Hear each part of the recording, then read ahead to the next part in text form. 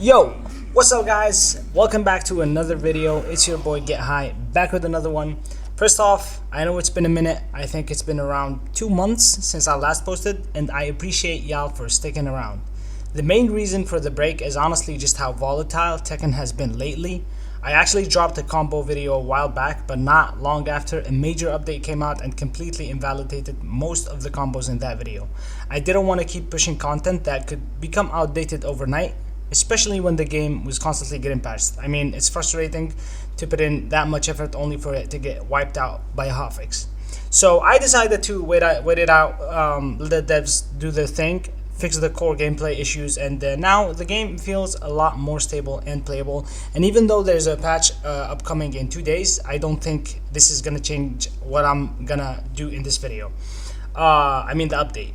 That means it's the perfect time to drop this one. In today's video, we're diving into Jack-8 essential mix-ups, the backbone of his offensive strategy.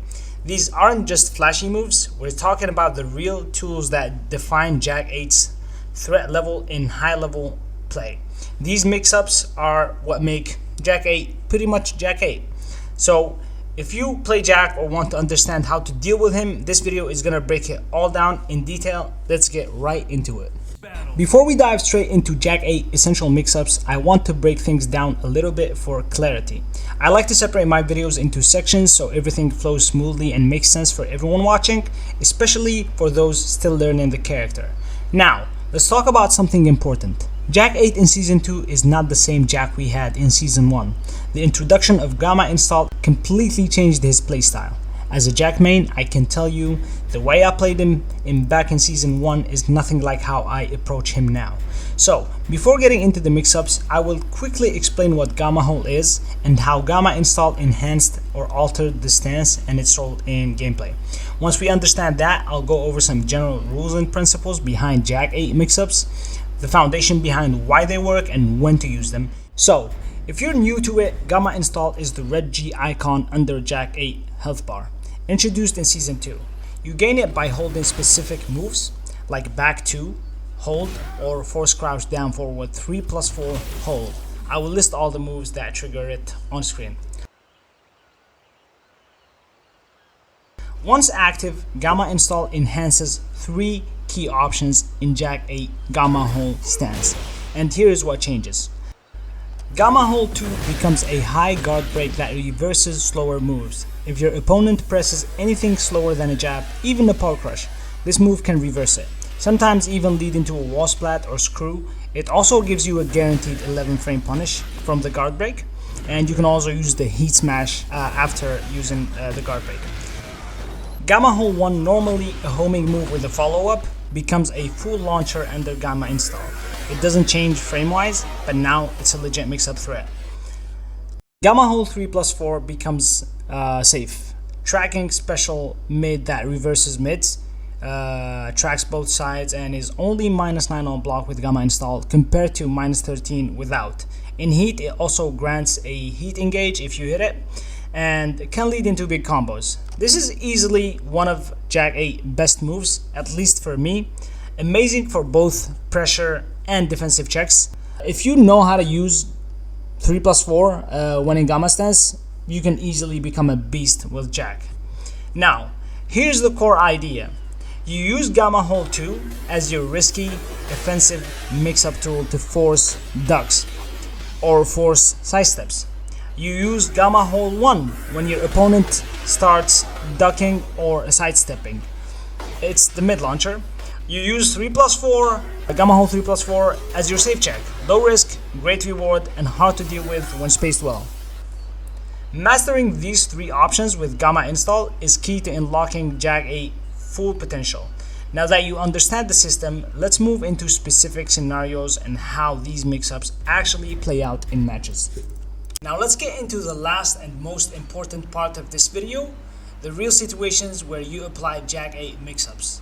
I've broken this down into 3 core scenarios. Each of these share similar traits, even if the moves leading into them are different, and I'll explain why that matters as we go.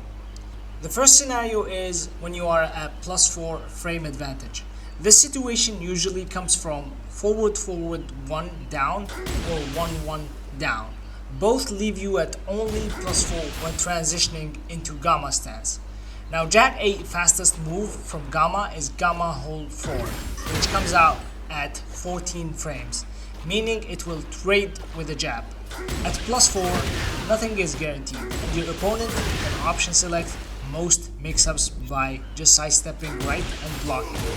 So, what do? You've got two solutions here. Solution number one is using the new forward dash from Gamma stance by just holding forward. It was added in Season 2 and is often underrated. It kills sidestep momentum and resets your mix-ups timing, letting you re-engage safely, or not safely, but properly.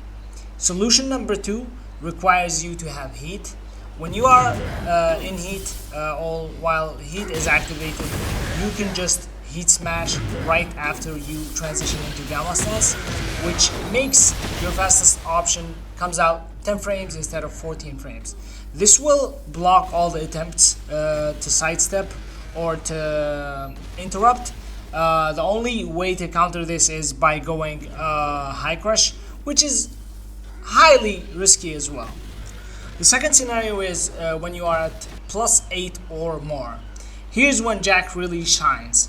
You get +8 or more from these moves, which are sidestep 2 on block, +9, up forward 3 on hit, +8, it's a low move. Forward 3 +4, well, when heat is activated, is +8. In these situations, all mix-ups are valid. So all you gotta do is follow the general rule, which means you use Gamma hold 2 to apply pressure, and you use Gamma hold 1 to launch if they start ducking or sidestepping.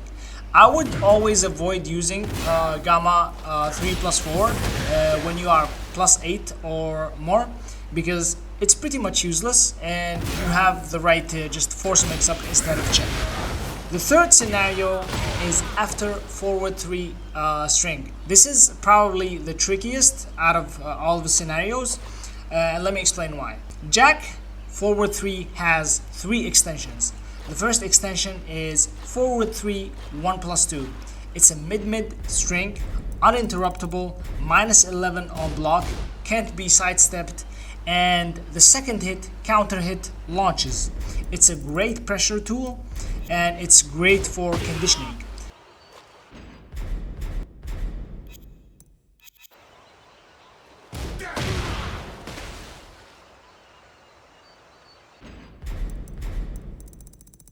The second extension is forward 3-2. It's the high follow-up. It's safe, it wall splats, but can be ducked and launched.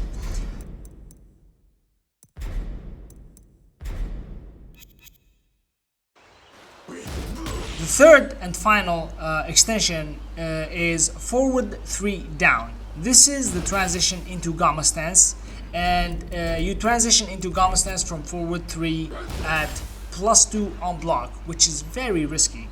Now remember, Jack fastest Gamma move is 14 frames, so being only +2 means you can be interrupted unless the opponent respects your options. In other words, it's punishable. So, what do? I would always start with Gamma hold 3 +4 when transitioning from forward 3 string. This is after conditioning with forward 3 1 +2, and it's your safest check. I'm talking about Gamma hold 3 +4 against players who try to option select, because there is actually an option select when your opponent have Arslan or knees reaction and they can see that you are transitioning into Gamma stance out of forward 3. They can pretty much jab, duck, and all of your options will poof, disappear in the air. Now, if that happens and you face someone really good to the point where they start option selecting your forward 3 string into Gamma stance, what you want to do is you want to go for a really risky move, but it's highly rewarding. This is always after a very good read. You go with forward 1 from Gamma stance.